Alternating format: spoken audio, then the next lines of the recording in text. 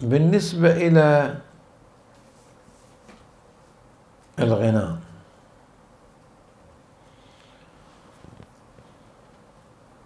مبحث أول مبحث يثار في الغناء شبيه المبحث الذي يثار في الشعر، وهو ماذا؟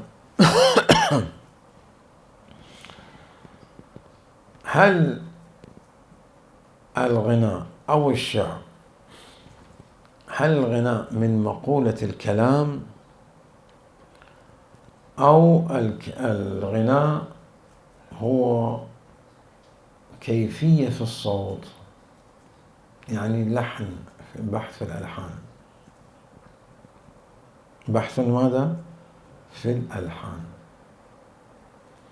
فالغناء ألحان، لحن، أو الغناء هو كلام. طبعا ما الفرق بين الكلام واللحن؟ بغض النظر عن الغناء، ما الفرق بين الكلام واللحن؟ ما الفرق بين الصوت والكلام؟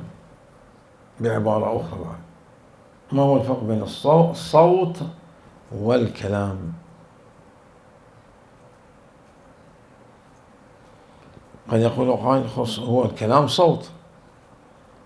الكلام صوت بلحاظ اللفظ، ولكن المعنى ليس صوت. المعنى شنو هو؟ معنى من مقولة المعنى وليس من مقولة الصوت. فالكلام المعنى فيه متقوم أو عمود. الكلام يتقوم بالمعنى، الكلام يتقوم بالمعنى، فبالتالي هو نوع من مقولة المعنى.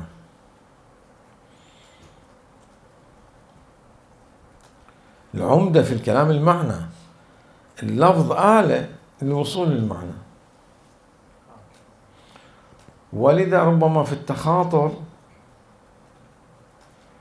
الوحي الإلهي يعبر قال قلت، والحين الصوت مو موجود، يعني التخاطر في المعنى.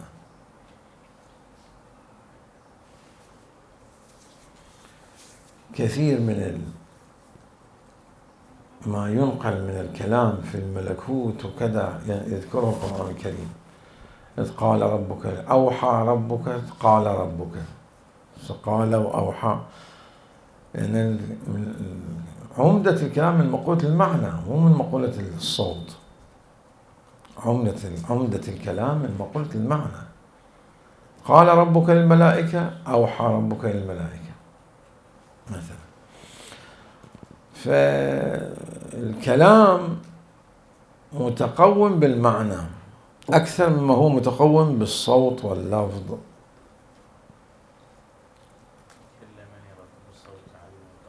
يمكن هو ما ننفي، أنا أنفي الصوت، أريد أقول أن الكلام يتقوم بالمعنى أكثر ما يتقوم بآلة المعنى الدالة على المعنى وهو الصوت. ما يريد ننفي دور الصوت، لكن هو الكلام صوتي أو هو معنوي؟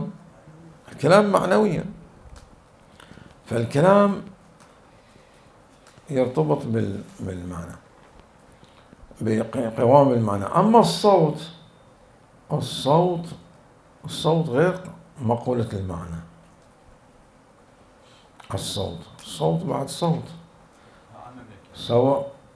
سواء وضع للدلالة على معنى أو لم يوضع. صوت مهمل، مثل يقولون لفظ مهمل، أو صوت موضوع مستعمل. فالصوت غير مقولة الكلام. فهذا البحث جاد وجدي وحساس.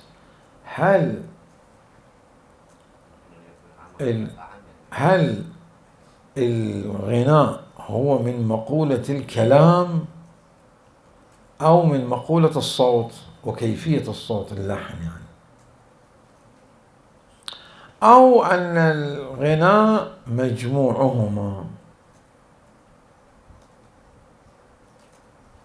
مجموعهما بنحو الواو أو بنحو الأو أو أعام على كلين